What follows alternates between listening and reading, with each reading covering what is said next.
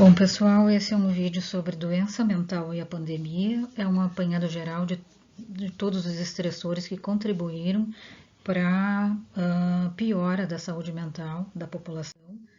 Então, em dia 11 de março foi decretada a pandemia pela OMS, uma emergência global. Então, isso ativou os medos de todas as pessoas, os medos de cada vivência, cada situação de perigo que cada um passou. Então, era algo desconhecido, um inimigo invisível. Quando se conhece o inimigo, se sabe mais ou menos como é que ele se comporta, já há um certo plano de ação, mas como não se sabia o que estava por vir, isso potencializa o medo. Então, o medo da morte, o medo, né, de morrer, de perder parentes. E quando o ser humano se encontra em situação de perigo, ele ativa um sistema de alerta que é um sistema inato, a gente nasce com ele. Então o cérebro ele lança uma série de sinais, que é o instinto de sobrevivência, prepara o corpo e o cérebro todo para uma situação de enfrentamento. São lançadas várias substâncias no organismo para esse tipo de reação, ou lutar ou fugir, luta ou fuga. Se o inimigo é suficientemente possível de ser enfrentado, se vai para cima, vai para a luta, ou não, se for um inimigo muito, né, impossível de se enfrentar, se foge. O que acontece na situação da pandemia? É como se tivesse pisando no acelerador e pisando no freio ao mesmo tempo. Então, isso é uma situação de impotência. Então, o organismo não consegue nem lutar, nem fugir. Nós tivemos que ficar dentro de casa, fechados, aguardando. E isso por muito tempo, freio e acelerador ao mesmo tempo, isso dá um colapso no sistema nervoso e começam a aparecer sintomas.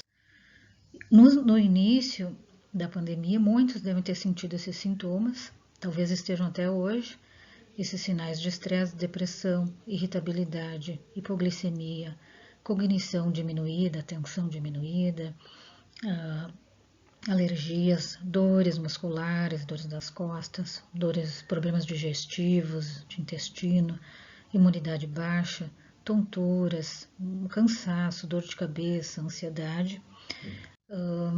E nós tivemos assim muitos fatores que intensificaram o estresse, não só em relação ao vírus, mas começando um deles, né, a falta de liderança da OMS.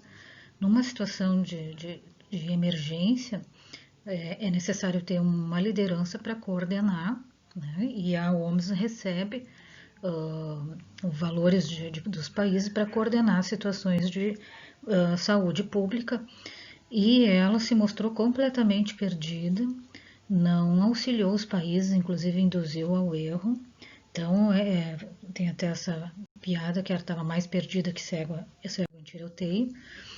Então, as informações foram imprecisas inicialmente, mudam, uma hora diz uma coisa, hora diz outra, muita contradição.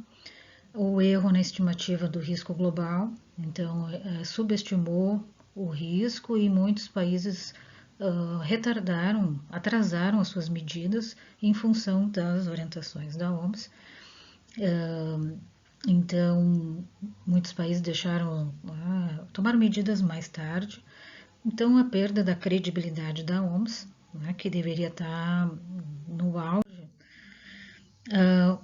Outro fator que tem piorado muito a saúde mental das pessoas, até em função, no início, como não se conhecia, as pessoas ficaram muito tempo na televisão vendo notícias, e aí, claro, notícias sempre foram sensacionalistas, mas pioraram muito. Então, a quantidade de mortos, quantos caixões, vai ter respirador ou não vai ter. Então, aqui nós temos uma declaração do prefeito de São Paulo, né, Bruno Covas. Isso tem um vídeo no YouTube. No 3 minutos e meio aparece assim, ele falando, né, que eles contratamos 220 coveiros, mais 32 carros de serviço funerário, 38 mil urnas funerárias, 15 mil sacos reforçados de corpos, 13 mil novas valas sendo abertas. Então, a população, escutando isso, né, cada vez piorava. Normalmente, o que um líder faz numa situação assim de calamidade, né, uma situação dramática, ele tenta tranquilizar a população e mostrar, né, que eles vão fazer de tudo, mesmo não conhecendo. Então, vamos fazer de tudo, mas voltado para a vida, né?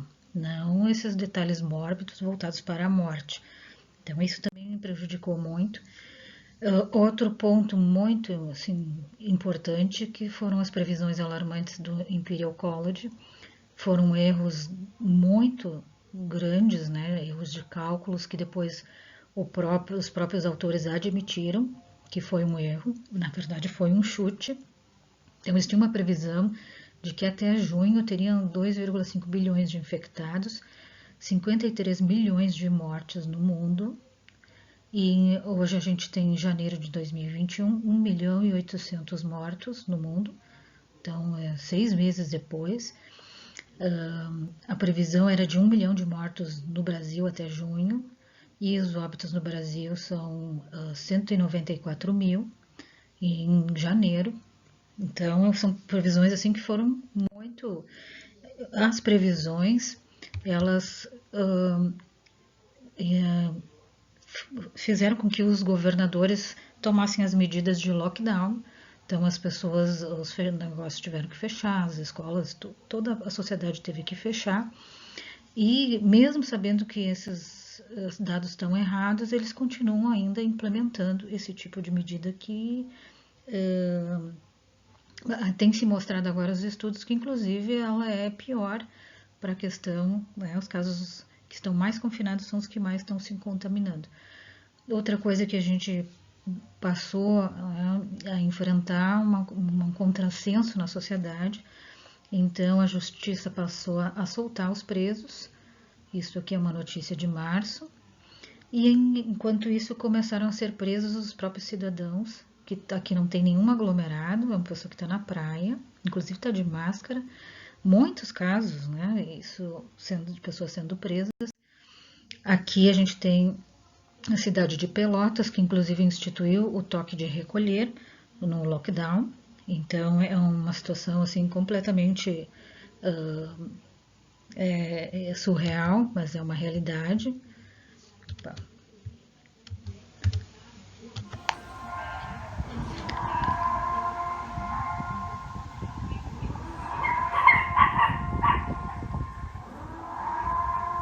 8 de agosto de 2020, está iniciando o primeiro lockdown na cidade de Pelotas. Ao fundo, toque de recolher.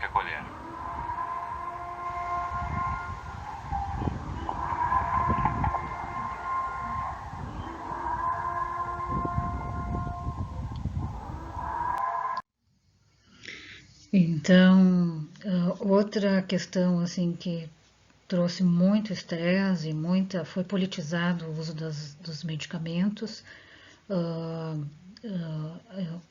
A hidroxicloroquina se apresentando como tratamento precoce, uma grande esperança, e que hoje os estudos, muitos estudos comprovando, né, que o tratamento precoce é eficaz, mas aqui a gente teve um estudo que deu uma overdose de cloroquina nos pacientes e vários morreram, e de alguma forma isso manchou a medicação, como se ela fosse muito perigosa, e foi politizada, né? Então, e até hoje, né? Mesmo com estudos, com evidência científica, então isso também tirou, né? Deixou as pessoas mais perdidas.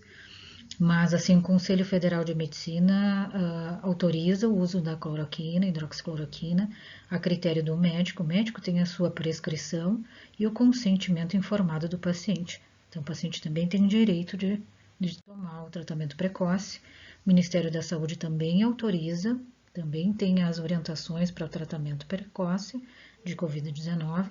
Então, não é como está sendo propagado em algumas coisas na mídia, não tem nada de impróprio de um médico prescrever e de um paciente pedir o tratamento tratamento precoce. Outra coisa que piorou, né, a instabilidade, já estávamos vivendo uma situação caótica, a demissão do ex-ministro Mandetta, que estava tomando condutas assim bastante duvidosas, mas segundo ele era tudo, como é que é, vamos nos mover pela ciência. E por incrível que pareça, apesar de todos os artigos mostrando, muitos estudos mostrando outras condutas, algumas pessoas ainda, né, fiquem em casa, só vá buscar atendimento com falta de ar, com tudo que já se sabe que em falta de ar já é um estágio avançado, gravíssimo da doença, não é para buscar tratamento em estágio avançado, buscar logo, mas ainda as pessoas seguem nessas orientações.